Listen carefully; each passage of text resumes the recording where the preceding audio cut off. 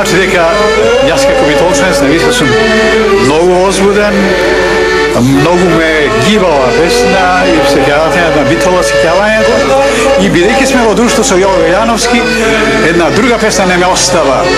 Кажи зошто ме остави и се враќам наназад едно 50 и повеќе години, кога Јово Велјановски со своето друштво, своите другари, гимназијалци, со своите инструменти, своите гласови, ја разонудува цела битола, свире на игранки, на концерти, беа главни во битола.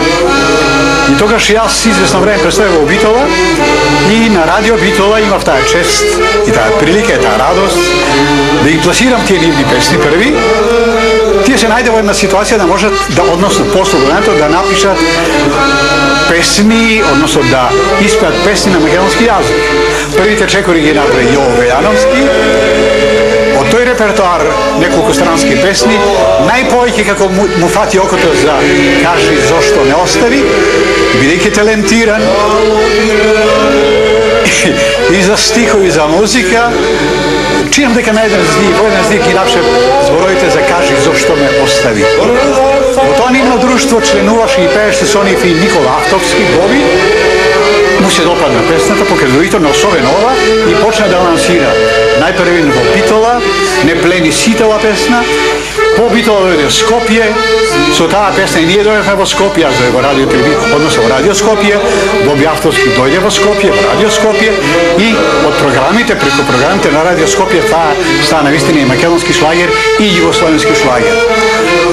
А за да се прошири на сите тие југословенски простори, придонесе секако прекрасниот, мекиот, мелодиозниот глас на Боби Автовски, ја пееше на сите тие поголеми стадиони, концертни сали низ Југославија.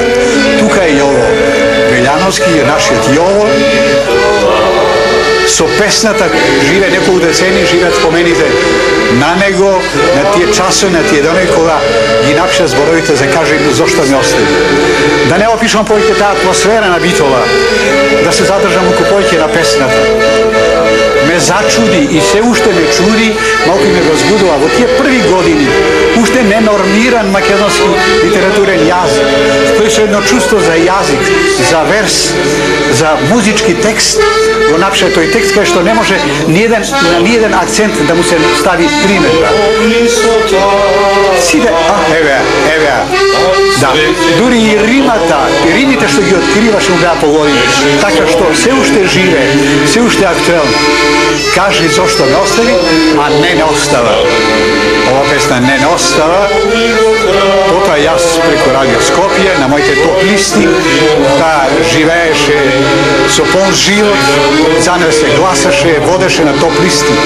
И само да кажам, се прови и на другите бивши југословенски простори, доживеа и други препеви и на српско-хрватски јазик, но остана македонскиот јазик. И уште една голема заслуга на таа песна, македонскиот збор, македонскиот текст преку таа песна почна да пробива и сите тие простори на Балканот, би рекол, да се чуе македонскиот збор. Па еве, ова момче тука, ова мој колега, овој мој сограѓанец, адвокатот Јово Велјановски, кој само професионално адвокат е, еднако по вокација е музичар и паралелно со тоа и поет. Кажи зошто ме остави, но таа песна не остана, вистина. Прекрасна, лесна и убаво испеана од Боби Автовски, но и ја баш овдека, зашто ја пееме со душа. Кажи зошто ме остави. Кажи зашто ме остави и ме обли со тага, дека среќна заборави, беше со мене ти. Кој ме јави открадна, срцето ми ограна, сега знај дека се јаве, никој догрелан плод. Кај ми сега тажни се, само ме мачи тага, моја љубов ти пак е си, седни грошкева драга. Кажи зашто ме zaboravim i me obliso taka.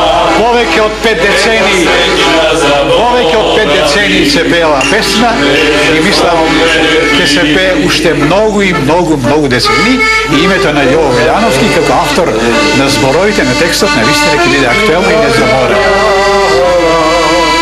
Дека срекна заборави, беше со мене тајни, моите дни сега важни се, зашто ме влачи така, моја љубов ти палче си, се ми проштевам драга. Кажи зашто ме остави и ме облисо така, дека срекна заборави.